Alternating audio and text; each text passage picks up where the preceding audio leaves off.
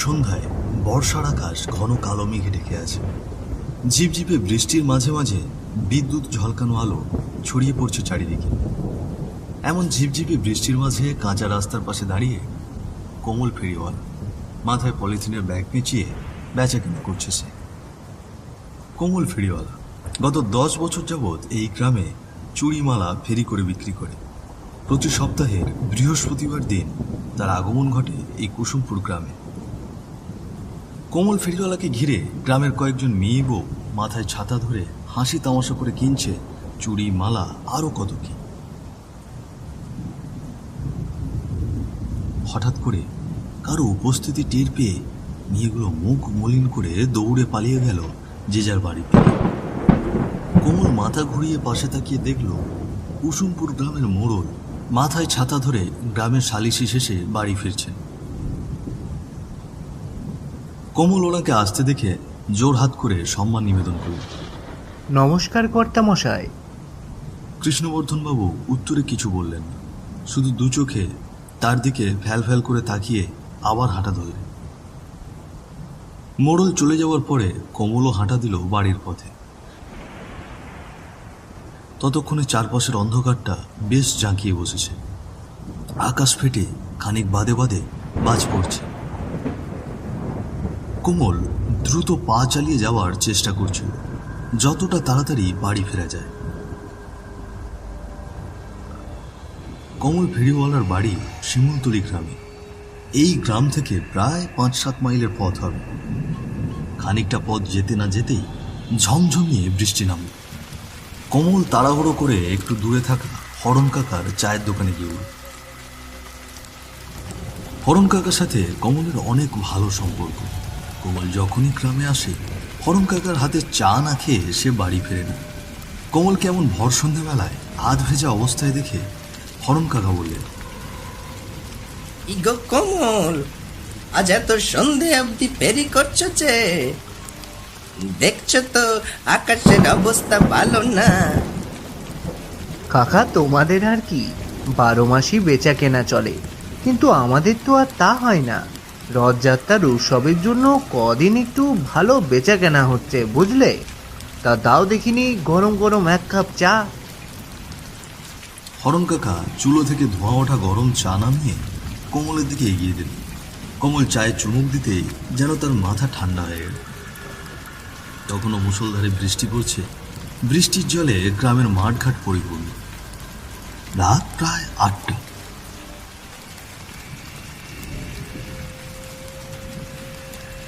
টানা 1 ঘন্টা বৃষ্টি হওয়ার পরে এবার কিছুটা থামল। কোমল আর এক মুহূর্ত সময় নষ্ট না করে রাস্তার দিকে পা বাড়াল। কোমল রাস্তায় পা দিতেই পিছন থেকে হরণ কাকার ডাক ভেসে এল। কোমল বলি, অনেকটা রাত হলো, সামনের বড় বাঁশঝাড়টা পেরোলেই তো শ্মশান ঘাট। তুমি একটু সাবধানে যেও।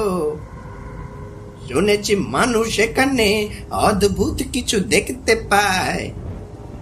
একটা কথা বলি, যদি কেউ পেছন থেকে ডাকে তাহলে সাড়া দিও না যেন। কাকা, তুমি চিন্তা করো না, আমি সাবধানেই যাব। তাছাড়া এর আগেও তো অনেকবার ওই রাস্তা দিয়ে বাড়ি ফিরেছি, কই কিছুই তো চোখে পড়েনি। কথা শেষ করে কোমল আবার হাঁটা ধরল। ঘুটঘুটে অন্ধকারের মধ্যে ছোট্ট টিমটিমি একটি টর্চ নিয়ে ধীরে ধীরে এগিয়ে যাচ্ছে সে। বৃষ্টি থামলেও আকাশে তখনও ঘন কালো মেঘের হেলা খেলা চলছে। মাঝে মাঝে বিদ্যুৎ চমকানোর আলোয় অন্ধকারে ঢাকা পথটা উজ্জ্বল হয়ে উঠছে। রাস্তার দুপাশের বড় বড় গাছগুলো অন্ধকারের মধ্যে যেন মনে হচ্ছে এক একটি দায়িত্ব। বড় রাস্তার মোড়টি পার করলেই শুরু হয় বাঁশঝাড়ের রাস্তা। প্রায় মাইল খানেক পথ শুধু বাঁশঝাড়ে ঢাকা। বাঁশঝাড়ের আড়ালে অন্ধকারটা যেন আরো গাঢ় হয়ে উঠল। কোমলের ভেতরে কেন জানি একটা অজানা ভয় ঝেঁকে বসল। অনেকবার এই রাস্তা অতিক্রম করেছে সে, কিন্তু আজ কেন জানি সবকিছুতেই এক আলাদা অনুভূতি। বৃষ্টি শেষে ব্যাঙগুলো জোর গলায় অবিরাম গ্যাঙর গ্যাঙর করে ডেকে চলেছে, যেন তারা বৃষ্টিকে আবার আমন্ত্রণ জানাচ্ছে। বাঁশঝাড়ের ভেতর থেকে খুশখুশি কিছু আওয়াজ অনেকক্ষণ যাবৎ তার কানে আসছে। নিজেকে সাহস জুগিয়ে এগিয়ে চলেছে সামনে, কিন্তু এবার কেন জানি তার পা সামনে আর এগোতে পারল না। পাশের বাঁশঝাড়ের আড়াল থেকে কিছু একটা নড়ে উঠল, যেন অজানা কোনো বিপদের আভাস পাচ্ছে সে। কমল দম বন্ধ করে শক্ত নিঃশ্বাস নিল, এরপরে সাহস করে বলল, কে কে কে কে কে কে কে ওখানে? হ্যাঁ, কে কে কে ওখানে? কমলের কথা কোনো উত্তর এলো। কোনো ঝোপের আড়ালে স্পষ্ট কারো উপস্থিতি টের পাচ্ছে কমল। সামনে বা পেছনে কোনো দিকে এগোনোর সাহস যেন হারিয়ে ফেলেছে সে। আচমকা বাঁশঝাড়ের ভেতর থেকে শিয়ালগুলো হু হু করে ডেকে উঠল।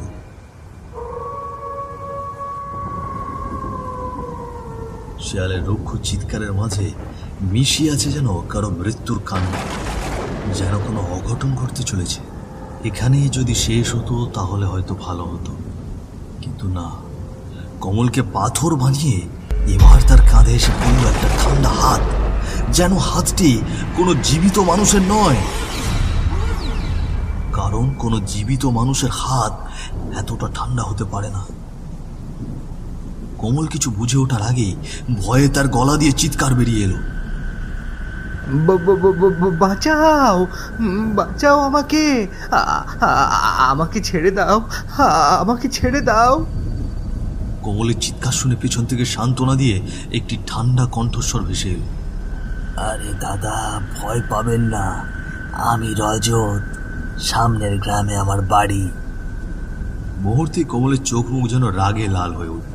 এমনিতেই সে অনেক ঠান্ডা স্বভাবের মানুষ, নিজের নামের মতো মনটাও অনেক কোমল, কিন্তু আজ যেন তার রাগ গর্জন ফেটে বেরিয়ে এলো। এই ছেলে পাগল হয়েছে? হ্যাঁ, এভাবে কি কেউ কারো পেছন পেছন আসে? একেবারে ঠেটিয়ে গালের নিচে একটা চড় বসিয়ে দেব। রোগা একহারা চেহারা, পরনে এক টুকরো ছেঁড়া গেঞ্জি আর ধুতি। ছেলেটার মুখে অসহায়ত্বের ছাপ, যেন তার খুব সাহায্যের প্রয়োজন।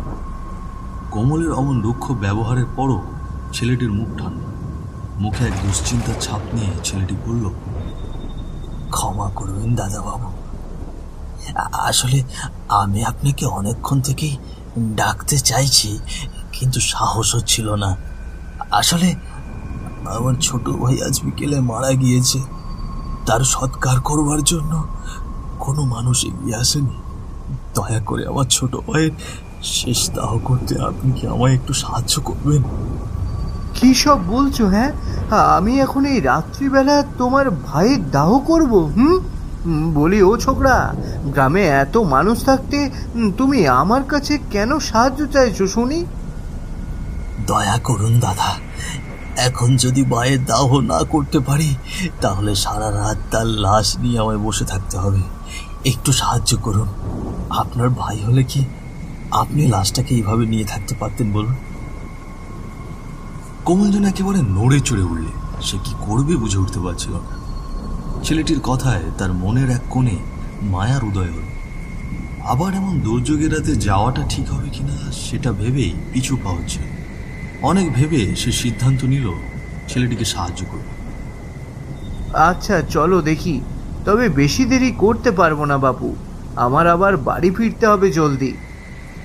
না না, বেশি দেরি হবে না, চলুন দাদা। দুজনে মিলে সামনের দিকে হাঁটতে শুরু করল। ছেলেটি সামনে সামনে যাচ্ছিল আর কমল ছেলেটিকে অনুসরণ করে তার পেছন পেছন হাঁটছিল। ঘুটঘুটে অন্ধকারের মাঝে দুজন হেঁটে চলেছে গ্রামের উঁচু নিচু কাদামাখা রাস্তা ধরে। হঠাৎ কমল খেয়াল করে দেখল, এতক্ষণ যে ব্যাঙ আর শেয়ালগুলো করুণ সুরে ডাকছিল তারা হঠাৎ চুপ করে গিয়েছে, যেন কোনো কিছুর ভয়ে তারা টুং শব্দটিও করছে না। চারিদিকে একদম নিস্তব্ধ। হাঁটতে হাঁটতে এবার ছেলেটি বাঁশঝাড়ের ভেতরের দিকে যেতে লাগলো। তাকে বাঁশঝাড়ের দিকে যেতে দেখে কমলের পা থেমে গেল। সে আঁতকে উঠে বলল, কি ব্যাপার, তুমি এই জঙ্গলের মধ্যে কোথায় যাচ্ছ? গরিব মানুষের বাড়ি দাদা, জঙ্গলের মধ্যে ছাড়া আর কোথায় হবে? আর একটু যেতে হবে দাদাবাবু। দুজনে আবার হাঁটতে লাগলো, বড় বড় বাঁশঝাড়ের মধ্যে নিশুতি অন্ধকারের পথ ধরে। কোমলের মনের মধ্যে কেমন জানি খচখচ করছিল, যেন কোনো অঘটন ঘটতে চলেছে। তার মন বারবার তাকে সাবধান করছিল, কিন্তু যাকে সে কথা দিয়েছে সাহায্য করবে, তাকে মাঝপথে এসে কিভাবে ছেড়ে যাবে, এমন দ্বিধার সঙ্গে নিয়েই এগোচ্ছে সে। এমন সময় হঠাৎ জঙ্গলের মাঝখান বরাবর এক নির্জন জায়গায় ছেলেটি দাঁড়িয়ে পড়ল।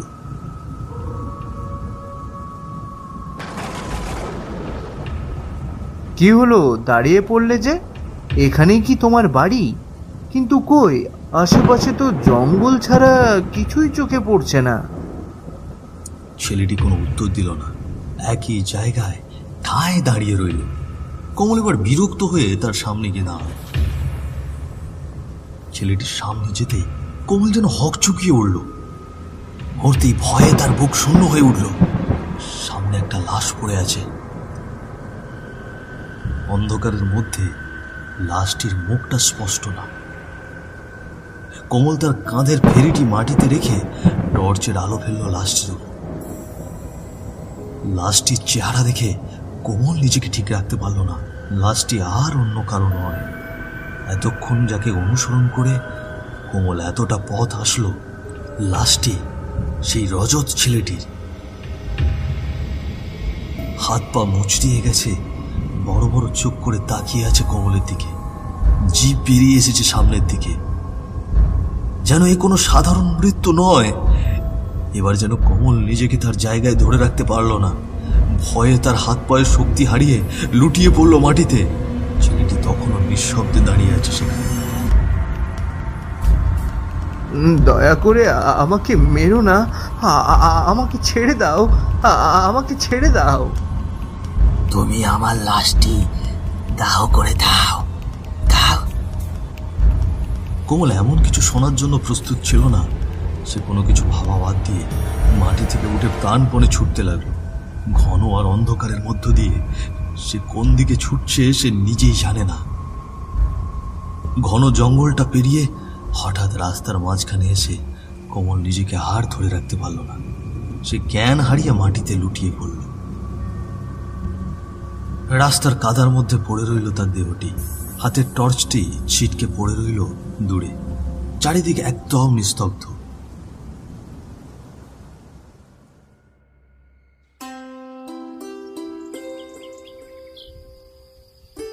কাল রাতের প্রাকৃতিক দুর্যোগের পরে আজ সকালটা সূর্যের আলোয় চারিদিকে উজ্জ্বল হয়ে উঠেছে। গ্রামের মানুষ যে যার কর্মজীবন নিয়ে ব্যস্ত। হরণ কাকা বারান্দায় দাঁড়িয়ে আনমনে কি যেন ভাবছে। হঠাৎ ঘরের ভেতর থেকে ভেসে এলো এক পরিচিত কণ্ঠস্বর। আমি এখানে কেন? কোমল বিছানায় শুয়ে তার চোখে মুখে ভয় আর হতাশার ছাপ। যেন সে বুঝে উঠতে পারছে না তার সাথে ঘটা ঘটনাগুলো। মনের ভেতরে জমানো হাজারো প্রশ্ন। এমন সময় হরণ কাকা ঘরের ভেতরে গেলেন। কি কমল, এখন ভালো লাগছে শরীরটা? হ্যাঁ ভালো, কিন্তু কাকা আপনি, মানে আমি এখানে আসলাম কিভাবে? রোজ রাতে দোকান বন্ধ করে একবার হলেও আমি ওই বাঁশঝাড়ের দিকে যাই। রোজকার মতো কালও গিয়েছিলাম। হঠাৎ দেখি রাস্তার পাশে কাদার মধ্যে তুমি পড়ে আছো। তারপরে হারুকে ডেকে অনেক কষ্ট করে তোমাকে সেখান থেকে তুলে এনেছি। এখন বলো তো কাল কি হয়েছিল? কাকা, ওই পিশাচের কথা আমি তোমাকে কিভাবে বলবো বুঝতে পারছি না। কাল রাতে আমি যখন... কোমল তার সাথে ঘটা সব ঘটনা হরণ কাকাকে খুলে বলল। এত ভয়ঙ্কর কথা শুনেও হরণ কাকার মুখে বিন্দুমাত্র ভয় বা বিষণ্ণতার ছিটে ফোঁটাও নেই। কিন্তু উনি কি যেন গভীরভাবে ভাবতে লাগলেন, যেন মনে মনে কোনো পুরনো স্মৃতিচারণ করছেন। হরণ কাকাকে চুপচাপ দেখে কোমল নীরবতা ভেঙে জিজ্ঞাসা করলেন, কি হলো কাকা? আপনি কিছু বলছেন না যে? আপনি কি ওই পিশাচটার বিষয়ে কিছু জানেন? অমল, ওই ছেলেটা কোনো পিশাচ নয়, ও আমার ছেলে রজত। হরণ কাকার কথা শুনে কমলের মাথায় যেন আকাশ ভেঙে পড়ল। কি সব আবোল তাবোল বলছেন কাকা? আপনার ছেলে তো শহরে পড়াশোনা করতে গিয়েছিল, তাহলে? হ্যাঁ, তুমি ঠিকই বলেছ, পড়াশুনো করতে গিয়েছিল শহরে। আজ থেকে বছর কানেক আগের কথা। সেদিন সেদিন তোমার কাকিমার শরীরটা ভীষণ খারাপ হয়ে পড়ে, বলা চলে একেবারে মৃত্যু শয্যায়। রজতের বাপ, রজতরে একবার খবর পাঠাও না, তাহারে একবার পরানটা ভরে শেষ দেখাটা দেখতে চাই। আমার জমদুয়ারে ডাক পড়েছে গো রজতের বাপ, আমারে বিদায় দাও। এসব কথা কইও না গিন্নি, সব ঠিক হয়ে যাবে। এর আগেও তো তোমার কতবার শরীরটা খারাপ করেছিল, কিন্তু শেষে তো তুমি সাইরা উঠেছো। বলো, তোমার কাকিমার কথা শুনে নিজেকে আর ধরে রাখতে পারলাম না। বিকেল নাগাদ রজতকে ফোনে আসতে কইলাম। ওলা আমার ফোনের মধ্যেই তার মায়ের জন্য কান্নাকাটি শুরু করলো। ওরে অনেকভাবে বোঝালাম, কইলাম রাতের মধ্যে চলে আসতে। সেই কথাটাই আমার জীবনের অভিশাপ হয়ে নেমে এলো গো, অভিশাপ হয়ে নেমে এলো। বেলা বাড়তে বাড়তে তোমার কাকিমার অবস্থা আরো খারাপ হতে লাগলো। ডাক্তার আগেই কইছিল যে সে আর বাঁচবে না। সেদিন রাত 9টার নাগাদ তোমার কাকিমা শেষ নিঃশ্বাস ত্যাগ করলো। আমার জীবন সঙ্গী আমার হাত ছেড়ে চলে গেল সেই স্বর্গ রাজ্যে। রাতে অনেকবার রজতকে কল করেছি, কিন্তু তার ফোন বন্ধ। সারা রাত একা লাশের পাশে বসেছিলাম হতভাগার মতো। রাত পেরোলো, সকাল পেরোলো, তোমার তোমার কাকিমার দাও সম্পন্ন হলো, কিন্তু কিন্তু রজত আর ফিরল না। কলেজেও খোঁজ নিয়েছি, কিন্তু কেউ তার কোনো খোঁজ দিতে পারেনি। এর ঠিক 3 দিন পরে একদিন রাতে আমি দোকান বন্ধ করে বাড়ি ফিরছিলাম। বাবা, ও বাবা। বাবা ডাকটা শুনে আমার কলিজাটা ঠান্ডা হয়ে উঠলো। আমি পিছন ফিরে যা দেখলাম, তা দেখার জন্য মোটেও প্রস্তুত ছিলাম না। বাবা, তোর এমন দশা কেন? এতদিন তুই কোথায় ছিলি বাবা?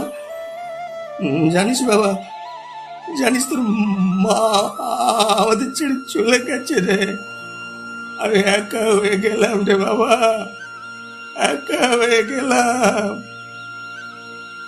বাবা, শুধু মা নয়, আমিও তোমায় ছেড়ে চলে গিয়েছি বাবা। কি সব অলক্ষণে কথা বলছিস বাবা? চল তো, তোকে আগে হাসপাতালে নিয়ে যাই। কে তোর এমন দশা করলো বাবা? কি হয়েছে তোরা? বাবা, ডাক্তারও আর আমাকে ভালো করতে পারবে না বাবা। আমি তো আর বেঁচে নেই বাবা।